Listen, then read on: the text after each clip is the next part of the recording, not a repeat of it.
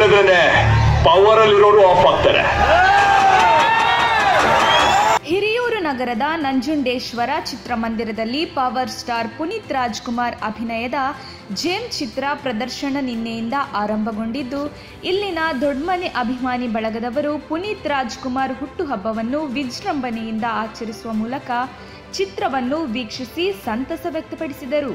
ಅಭಿಮಾನಿಗಳು ವಾದ್ಯ ಸಂಗೀತಗಳೊಂದಿಗೆ ಕುಣಿದು ಕುಪ್ಪಳಿಸಿದರಲ್ಲದೆ ಪಟಾಕಿಗಳನ್ನು ಸಿಡಿಸಿ ಖುಷಿಪಟ್ಟರು. ಕೇಕ್ ಕತ್ತರಿಸಿ ಸಾರ್ವಜನಿಕರಿಗೆ ವಿತರಿಸಿದರು.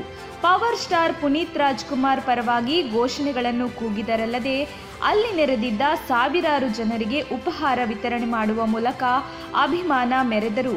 ಈ ಸಂದರ್ಭದಲ್ಲಿ ಹಿರಿಯೂರು ನಗರ ಪೊಲೀಸ್ ಅಧಿಕಾರಿಯಾದ ಶಿವಕುಮಾರ್ ಅವರು ಸ್ಥಳಕ್ಕೆ ಆಗಮಿಸಿದರು. ಹಿರಿಯೂರು ನಗರದ ನಂಜುಂಡೇಶ್ವರ ಚಿತ್ರಮಂದಿರದ ಆವರಣದಲ್ಲಿ ದೊಡ್ಮನೆ ಅಭಿಮಾನಿ ಬಳಗದ ನೂರಾರು ಜನ ಸದಸ್ಯರು ಹಾಗೂ ಪುನೀತ್ ರಾಜ್ಕುಮಾರ್ ಅವರ ಸಾವಿರಾರು ಜನ ಅಭಿಮಾನಿಗಳು ನಟ ಪುನೀತ್ ರಾಜ್ಕುಮಾರ್ ಅಭಿನಯದ ಜೇಮ್ ಚಿತ್ರದ ವೀಕ್ಷಣೆಗಾಗಿ ತುದಿಗಾಲಲ್ಲಿ ಕಾಯುತ್ತಾ ನಿಂತಿದ್ದ ದೃಶ್ಯ ಕಂಡುಬಂತು.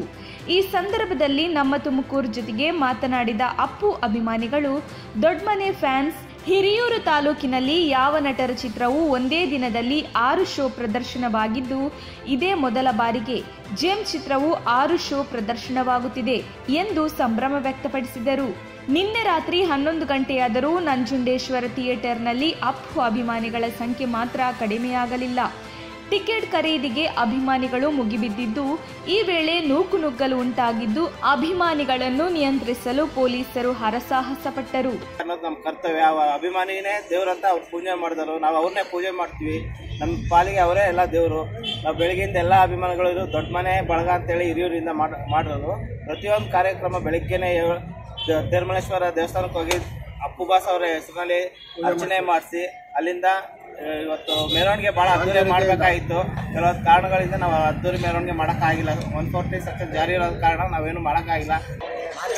ಪುನೀತ್ ರಾಜ್ಕುಮಾರ್ ಹುಟ್ಟುಹಬ್ಬದ ಜಾಸ್ತಿಯಾಗಿ ಇಡೀ ದೇಶದಲ್ಲಿ ಜಾತ್ರೆ ಥರ ನಡೀತಾ ಇದೆ.